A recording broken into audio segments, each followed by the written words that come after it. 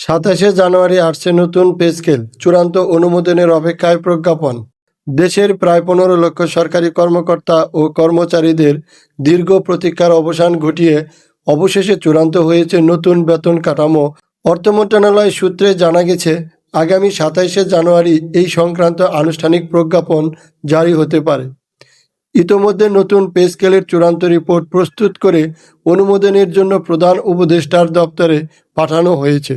Pay scale সংক্রান্ত জটিলতা ও দীর্ঘসূত্রতা কাটিয়ে ওঠার বিষয়ে আশাবাদ ব্যক্ত করে অর্থ উপদেষ্টা জানিয়েছেন যে একটি আধুনিক ও বৈষম্যহীন বেতন কাঠামো উপহার দিতে সরকার দীর্ঘ সময় নিয়ে মাঠ পর্যায়ের তথ্য বিশ্লেষণ করেছে।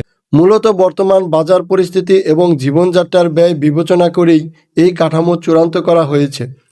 তিনি আরও উল্লেখ করেন যে 27 জানুয়ারি প্রজ্ঞাপন জারির লক্ষ্যমাত্রা নিয়ে কাজ করছে সংশ্লিষ্ট বিভাগ। সংশ্লিষ্ট সূত্রের খবর অনুযায়ী এবারের বেতন কাঠামোতে বড় ধরনের সংস্কার আনা হচ্ছে।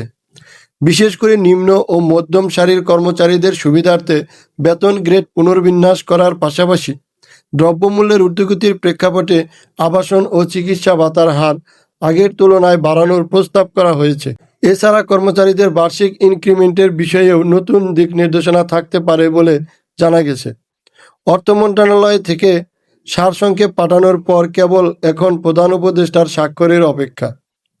তার দপ্তর থেকে ফাইলটি ফেরত আসার পরপরই তা গেজেট আকারে প্রকাশের জন্য সরকারি মুদ্রণালয়ে পাঠানো হবে। সরকারের এই সিদ্ধান্তে সরকারি কর্মচারীদের মধ্যে আনন্দের জোয়ার বইছে।